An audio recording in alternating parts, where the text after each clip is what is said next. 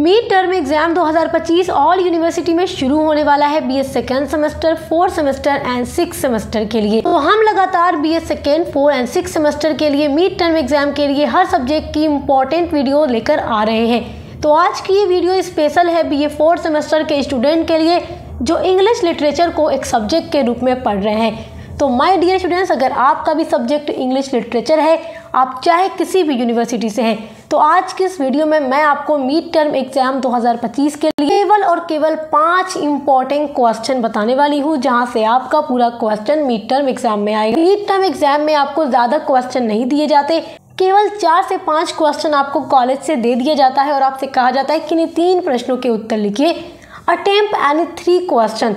तो सिर्फ आपको उतना ही लिखना रहेगा, तो आपको टेंशन नहीं लेना है। 8 यूनिट होती हैं आपके सिलेबस में, केवल ऊपर की 4 यूनिट से ही क्वेश्चन बनता है। कौन कौन सा क्वेश्चन बनेगा चलिए बता देती हूँ, और सभी का आंसर आपको चैनल पे हमारे English literature BA 4th semester की प्लेलिस्ट में मिल जाएगा। तो एक और टेंशन खत्म हो गई कि आंसर कहाँ से मिलेगा, तो हमारे ही चैनल पे आपको मिल जाएगा। पूरी क्लासेस नोट्स के साथ चैनल पे हमारे अपलोड है। तो पहला इंपॉर्टेंट क्वेश्चन है meaning and significance of translation, क्योंकि आपका जो इंग्लिश लिटरेचर का टाइटल है पेपर का वो है इंडियन लिटरेचर इन ट्रांसलेशन, वो है इंडियन लिटरेचर इन ट्रांसलेशन।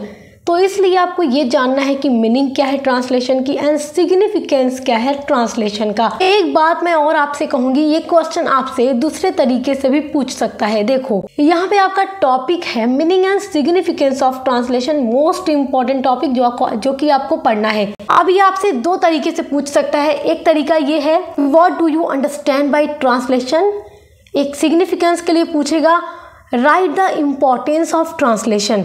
अब देखो इम्पोर्टेंस मतलब भी महत्व, सिग्निफिकेंस मतलब भी महत्व, तो क्वेश्चन कई तरीके से बन सकता है। ये बातें अपने दिमाग में बैठा लीजिए। बच्चे क्वेश्चन देके कंफ्यूज हो जाएंगे, कहेंगे अरे ये तो हम पढ़े ही नहीं है, पढ़ा हुआ सब आपका वही रहता है, बस क्वेश्चन दूसरे तरीके से दे दिया जाता है। दूसरा इंपॉर्टेंट क्वेश्चन है हिस्ट्री ऑफ ट्रांसलेशन। हिस्ट्री तो वेरी मोस्ट इम्पॉर्टेंट है कि ट्रांसलेशन कैसे बना, कैसे ये आया, मतलब पूरी हिस्ट्री मैंने आपको पढ़ाई हुई है, देख लीजिएगा वीडियो। तीसरा इंपॉर्टेंट क्वेश्चन है डिस्क्राइब आंसू एज ए लिटरेचर।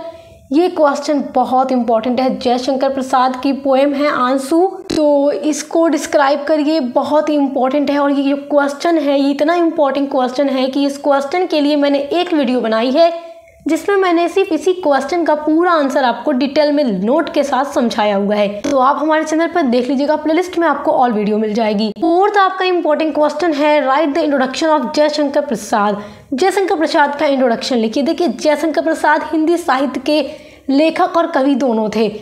तो आप ये बात जानते हैं कि आप ट्रांसलेशन के बारे में पढ़ रहे हैं, तो जो चीज़ें हिंदी में भी लिखी गई हैं उसको ट्रांसलेट करके यहाँ इंग्लिश के सिलेबस में भी प्रिस्क्राइब किया गया है। तो इसलिए आपको जयशंकर प्रसाद के जीवन के बारे में, उनके लाइफ के बारे में याद रखना है, कुछ उनका कंट्रीब्यूशन हिंदी साहित्य में पढ़ लेना है, जो कि आपको इंग्लिश में लिखना होगा। यहाँ पे आपका 5th इंपॉर्टेंट क्वेश्चन है in which situation is machine translation most useful.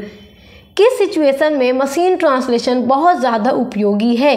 तो ये 5 important question my dear students आप लोगों को पढ़ लेना है मिड टर्म एग्जाम 2025 के लिए ऑल यूनिवर्सिटी में।